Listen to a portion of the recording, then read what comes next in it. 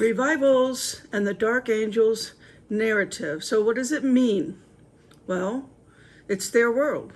And while all religion is their narrative. So they're not concerned about any church or denomination. They are, however, concerned about the Bible. For they know, right, the dark angels know that it's the true words of God. They were here as it was being authored and eventually printed. So let's look at the history and the continued perversion they create, since bread and circus is their playbook. It's their Bible. I want to look at what upset them the most. And what upset them the most was revival, because revival was about being in the Word, not going to church and getting their narrative. They're not concerned about the church. That's their narrative. That's their doing. They are the father. Dark angels, that devil himself, is the father of all religion. So they don't care about that. You know, church is just bread and circus, okay? What they care about is people getting together in small gatherings, right? What is that's the root of revival. It's small gatherings.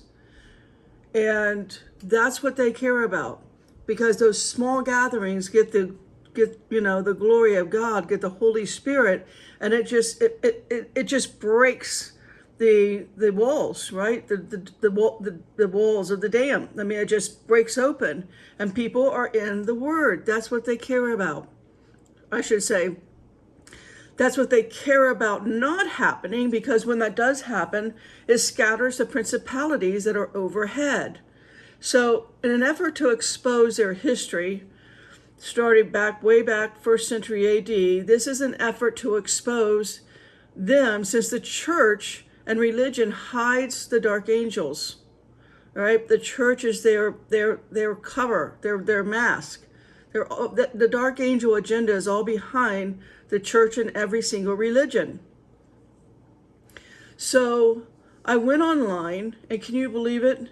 What they do is, when I started looking at the revivals, I saw how they changed the narrative. In other words, the understanding of science in the day, or astronomy in the day, or mathematics, whatever it is. They continually change the narrative. And because we're on a cycle, the narrative is going to be changed again. So let's break that down. The last time that we had real revival here, right around us, is when they started changing the narrative in 1850, right? So they brought along the theory of evolution with Charles Darwin. I mean, that really is, they're changing science now as well. And so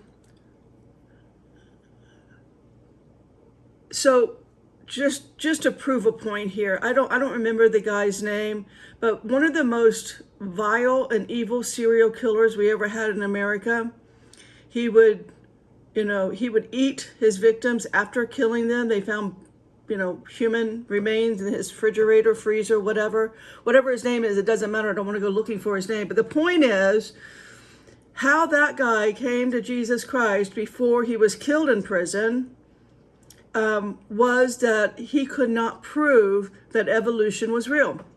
His dad, in an effort that he would come to know Christ, right, while he was in prison after being found guilty of killing, I don't know how many people, I'm sure it's probably over 10, but that's not the point. The point is, his dad provided him with all kinds of books in which science turned out to be a lie.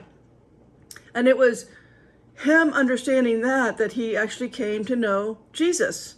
So his dad saved him in the long run, because before he was actually beat up and killed in prison, that is what he saw was utter nonsense, is the theory of evolution.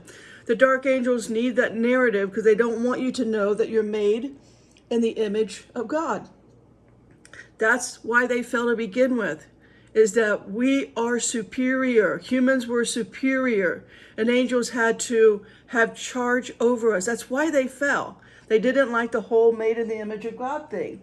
And they wanted the worship, and they still want the worship, and that's why we have the incredible amount of religions and churches and Bible translations today. It's all to give dark angels worship. So one of the most well-known revivals that has occurred in the past 300 years is actually what they call the Great Awakening of Jonathan Edwards, George Whitefield, and the Wesleys. So we cannot assume that there were no significant moves of God prior to the 17th century. That's simply not true. In the first centuries of the existence of the church, they encountered brutal persecution, making any historic documents virtually impossible to create or to store. Just having those documents, if you were found having those documents, it would be illegal and you would be persecuted terribly. You've got to understand the control of the church. The church was freed from persecution after over 300 years later, from Constantine. The church's status quo became formalized and ritualistic. You don't see Satan in that? Generally opposing any signs of reform or spiritual awakening. Most of the materials that we have about these movements were written by their opponents, because the mainline church usually destroyed any writings of the reformative or revivalistic groups. There is actually an online revival library. Like literally, I got all of this information. Let me just show you here real quick. Right here, you see that? revival/library.org. And you can go read about all of this. I already did. I'm just summarizing it for you. But you can see how long. This is just this page. I already read all of the revivals that happened starting in 50 AD. So that's where I'm getting my material today. And you can find this as well. Okay, let's go back here. And so there's, so roughly, I already read, like I said, I just showed you the website. I already read all of the movements from about 50 AD. I don't really know how that was stored, but I'm just saying it's there in that library. But 6 times revivals has broken out and the Spirit of God moved through the people. And that's what we need to understand. The Spirit of God moved through people reading the Bible, not church. And this is what the dark angels hate so much. And they get busy starting a new church narrative. So the ones of note is what the library calls the 6 Great Awakenings that started in 1727. So what we need to know in our narrative today, right? The narrative in the church today is called dispensation.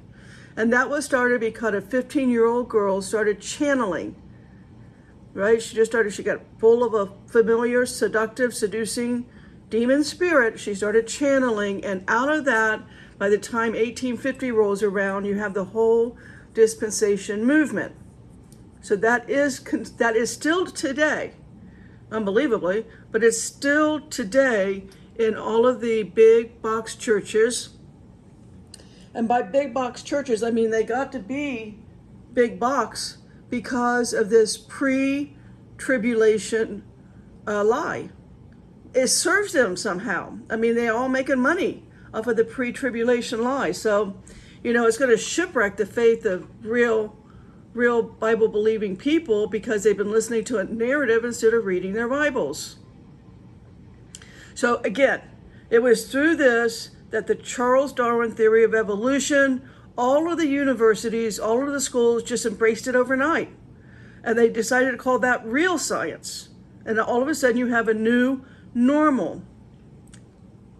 Right? In the same decade, you have another doctrine, narrative, devil's doctrine, right? A new devil's doctrine, a new narrative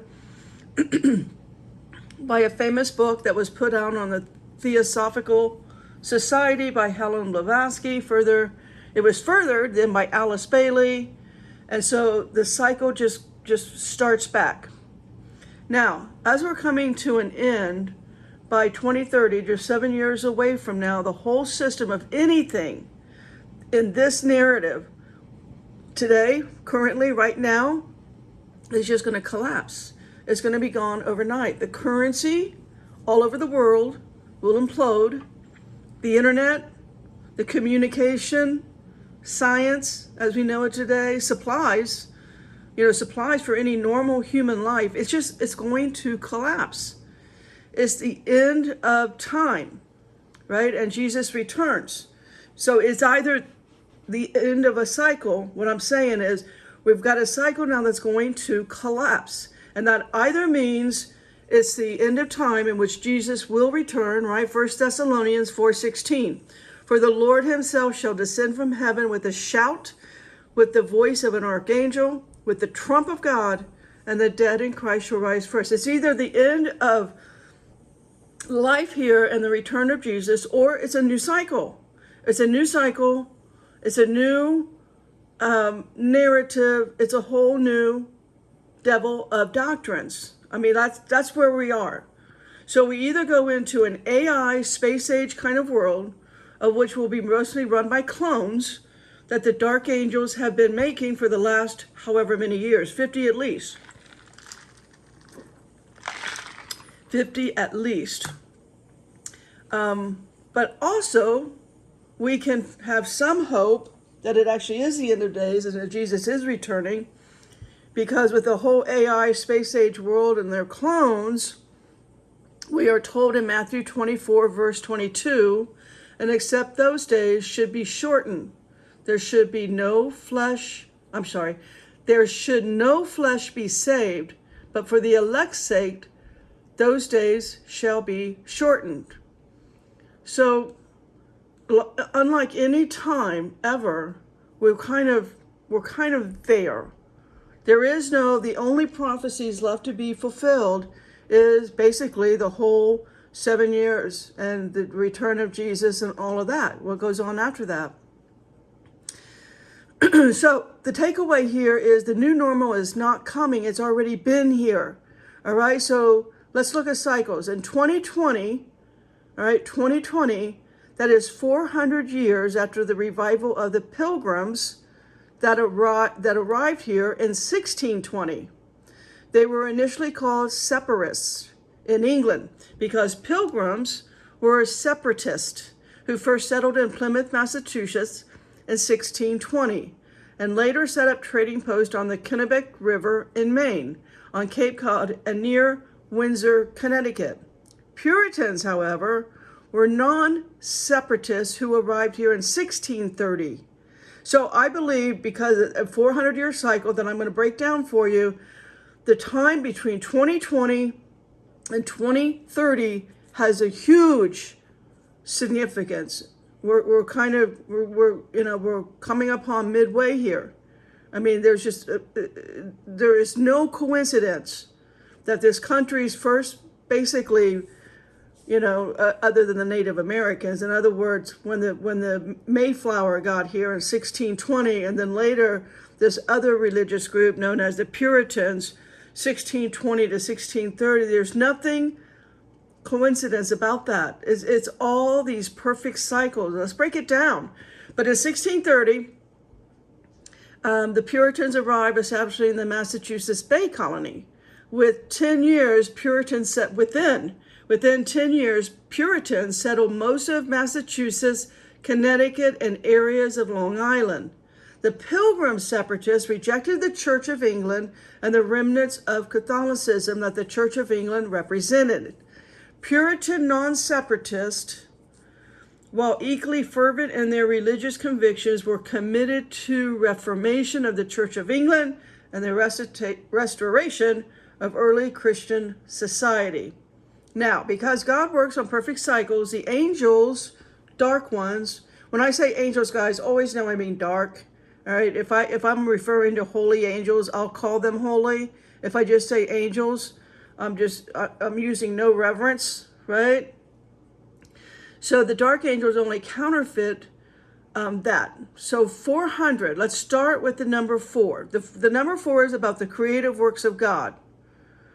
And 40, the number 40, is about trials, probation, testing, and preparing. So the number 400 in Hebrew is the letter Tav. Tav is the 22nd Hebrew letter. All right, so Tav, the spiritual number for Tav is number 22, and it means spiritual light. Now the root number of 22 is 2, which means division, and 11, which means mystery. The Hebrew character Tav is used to represent the number 400. The spiritual meaning of 400 means to lament. To lament. The root number is 4. 4 means message. And also the root number is 100. And 100 means holy flock. The general view that Christians picture Tav as the sorrow. In other words, when you look at the character of Tav, it's viewed as sorrow of death. The character of Tav looks like a head blowing a shofar. Inverted would be Vav, which means dead man in Hebrew. So if you go to the Bible, the first time 400 is used is in Genesis 15, verse 13.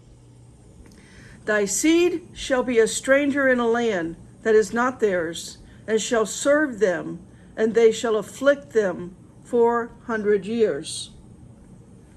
The second time the word 400 is used is in Genesis 23:15. My Lord, hearken unto me. The land is worth 400 shekels of silver. What is that between me and you? Bury therefore thy dead. It's used twice in Ezekiel 9, 4 through 5. And so before I read that, Tav, the meaning of Tav is mark. It means to mark, to sign, or a signature. So when I say Tav, you can replace Tav with mark. Okay? Ezekiel 9, 4 to 5. Go throughout Jerusalem and put a mark, Tav, on the foreheads of those who grieve and lament over the detestable things done in it. Follow him through the city and kill, without showing pity or compassion. Slaughter old men, young men, maidens, women, and children, but do not touch anyone who has the mark. Tav means a mark, sign, or signature. All right, so Judaism maintains that God spoke during the age of the prophetic information from the time of Moses to 400 BC. The Old Testament comes to a close. There's 400 years between the Old Testament and the New Testament. 400. So we need to understand the importance of this 400-year cycle. So the book of Malachi is the last book in the Old Testament, and it is a prophetic oracle that warns the Jewish people of their shortcomings and tells them they need to put the Lord first in their hearts.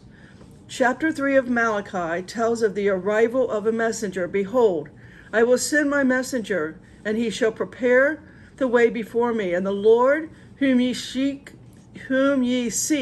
shall suddenly come to his temple, even the messenger of the covenant, who he delight. And behold, he shall come, saith the Lord of hosts. The book of Malachi and the book of Daniel are important to the understanding of the Jews suffering at the arrival of the Messiah. With 2020 being the end of this significance of this country with free ability to worship God without rules and regulations, of a very well-oiled and controlling church of the dark angels. It should get our attention, and it does indeed mark a new era, a new cycle that the angels are creating. After all, one thing we can see is how the angels are marking God. and this country. In other words, this country is literally mocking God. And it's all by dark angel design. I mean, okay, if you don't understand what I mean by this country mocking God, look at our government. Look at the stupidity. Look at the bread and circus. Look at the sheer inability to free ourselves from corruption with all of the open borders, with what they just did and bringing Maui to ruins, microwaving Maui, the lawlessness, the sheer stupid that's in the big White House. It's all mocking God. This entire country and all of its leaders are literally shaking its fist towards God. They are doing the dark angel's bidding. This entire country and all it represents, all of the leaders, it's just a huge, shaking their fist at God. It's so sad at this point when you see these clowns walking around. It's unbelievable. It's all this country, it's all mocking God. So the dark angels, let me just wrap this up. The dark angels will use Jewish holidays to stir up their next move. Right? And they like the 9th month, for it's well known that Jesus could have easily been born in the 9th month. So September this year could be a time of significant change in our world narrative. And with Rosh Hashanah starting September 15th through the 17th, and their other move is the number 7. They'll use the number 7. So you look at the 17th and you add 7 and you get to the 24th. It marks a major play on the dark angel's part. So today is September 4th, 2023. And I'm just saying it's good to stock up for the rest of the month, because what could go wrong? It's no coincidence that Yom Kippur, the holiest of all Jewish holidays, is sunset September 24, 2023. Just pointing out the cycles that is of note. And all God's people said, stay in the Word.